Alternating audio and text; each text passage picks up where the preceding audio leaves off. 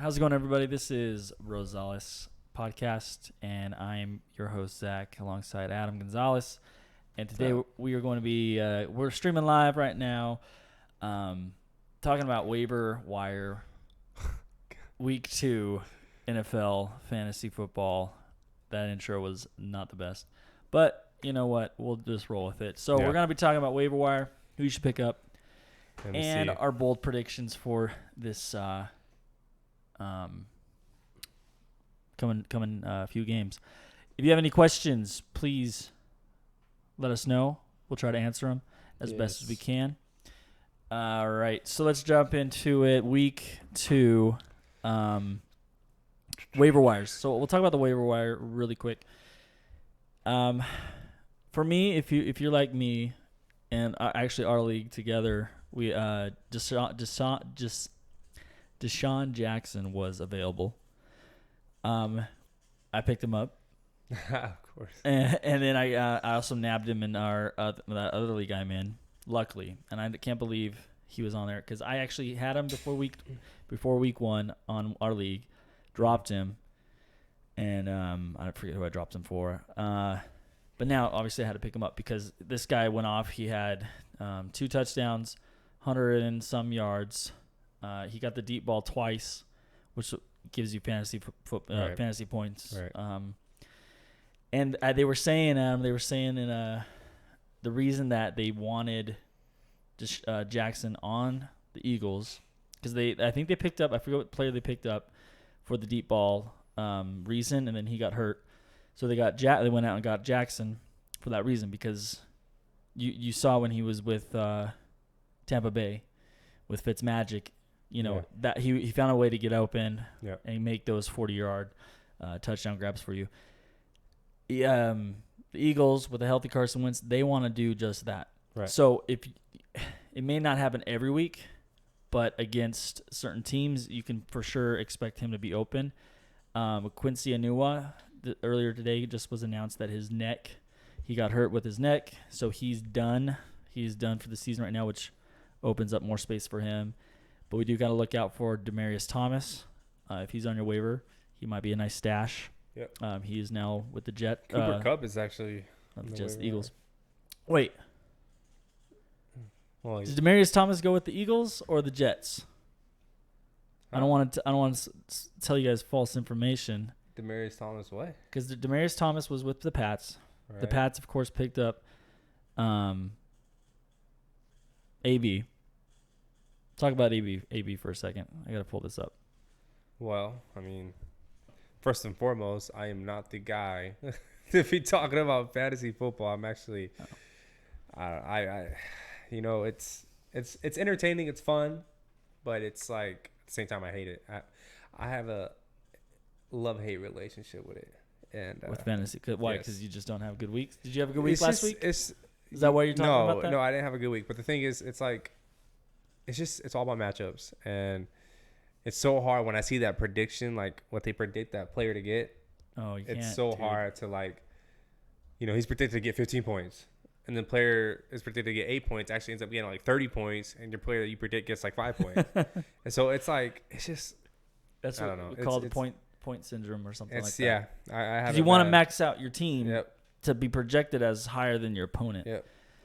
And I fall in the same category. I like looking at that also, but I gotta tell myself, gotta go with your gut. You gotta go with your gut. If I would have went with my gut, I would have played Quincy, or I would have played Deshaun Jackson. Demaryius Thomas actually got traded to the Jets, so never mind. He did? Yeah. Because we got AB. Oh man, I'm getting all the information wrong. Sorry guys. So if you have Jameis Crowder, start him, pick him up. If he's on there, he should be played in all leagues because Quincy Enunwa was also on the Jets, I believe. He got hurt. Now Demaryius Thomas is there. Anyway, Deshaun Jackson, start him also. Man, what was I saying about the points? That point syndrome. I have point syndrome or something. Oh, yeah. So if I would have went with my gut this season or last week, I had Derrick Henry sitting on my bench because he wasn't projected to score as many points as I think I sat him for Philip Lindsay. Mistake. And I thought Sony Michel was gonna have his game, but he got me like 6 points. But I think you start Sony Michel this week against the Dolphins. Of course, I think you fire up every Patriot player that is a starter on this week. They're projected to get over. Vegas has them at 19, minus 19 favorites. So that's gonna be a good game. And I've played pro pick'em or betting against Vegas, whatever you want to call it, with the spread. And honestly, the last like 7 years I've been doing this is probably the highest spread I've seen the Patriots ever have. Yeah, for sure. So this is ridiculous. This is going to be interesting. Especially if Brown plays. I mean, if Antonio Brown, I guess a lot of people could be asking, is Antonio Brown going to play this week with all of course, this ill-timing accusations?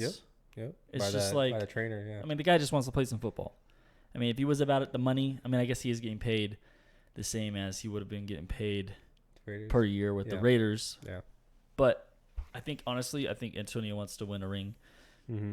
Anyway, so stick with the news on that Antonio Brown stuff. We'll do our best to keep you updated. So, waiver also pickups. The Browns got to pick up the Brown guys.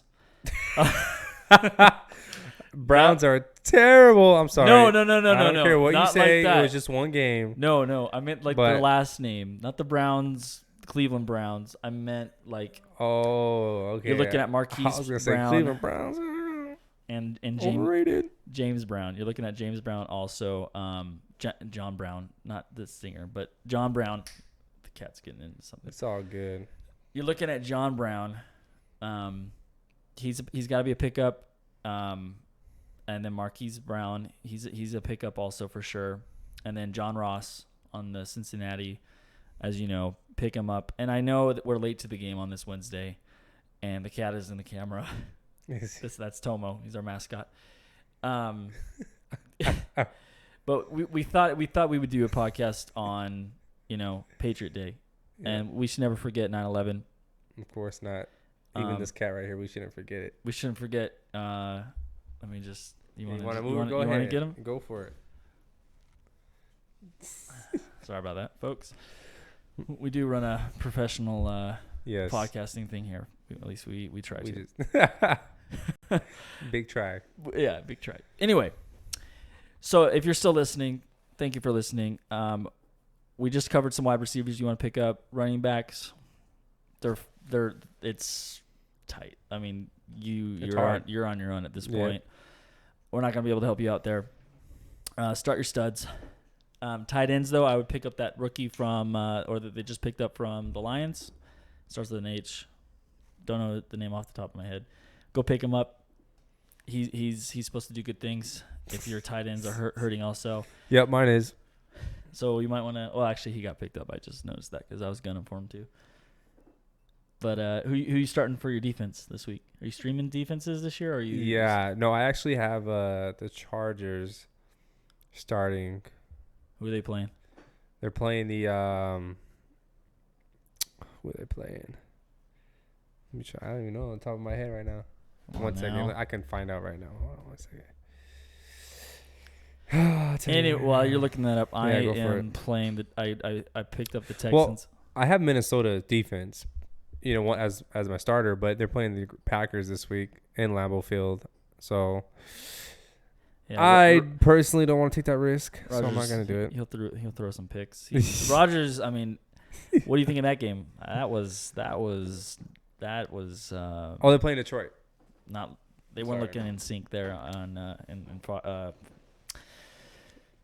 Chicago. Yeah, thank you, Chicago. I mean, I know Chicago's got a good Chi-town, defense, but Windy City. Yeah. Look, I gotta be completely honest with you. I mean, Travinsky, whatever his name is, he is everything I thought he was. Trash. He's He's a mediocre quarterback. Oh, yeah. He'll get you your 4 to 5, 6, 7 wins, whatever a season, but he can't get you across that hump. You know what I mean? So, that's just me personally. I don't like him. He reminds me of Baker Mayfield. I mean, Baker Mayfield though had 4,000. like these type of yards last quarterback. year. They're like the Alex Smiths. They're We'll have their one or the Cam Newtons. no Cam Newton. Cam Newton's a little bit better. One good year. He's a little bit better. One good. Okay. He's a solid. He just his injuries. That's the only thing that's holding him back. Yeah. Everything You know else what? is fine. I always think it's ironic that here we are sitting here in this room, and we're talking about players that make millions of dollars, and we act like we know what we're talking about. Or like do we have the right to determine their skill, or you know what I mean? Like, can you imagine these guys talking about how we perform at our jobs? Right. I mean, but we see them, and we compare them to other players in that same position. Sure. And we can kind of see like if someone's a little bit better, or maybe this person's even more better, or maybe this person sucks. Like you can tell. Yeah. You can tell, but some people can tell different ways. I don't know, but yeah. Yeah. Anyway, fantasy. Again, I'm not the person to talk to about this. I'm terrible at this. No, you know what you're. I hate fantasy. Have you won a league yet? I've never. Actually, I came a second one time, but that was about it. But that's because I had a good year. That's because all the players I had were good. I mean, it's literally. Last year I was 0-5. Started the season off 0-5, and I won. So you could either take that how you want, luck or. It makes me feel better. I think you gotta believe. You never give up. If you lose this week, of course, that's the motto. Yeah. If you lost last week and you're gonna lose this week. If you're gonna lose, take it as an omen or a you're gonna blessing.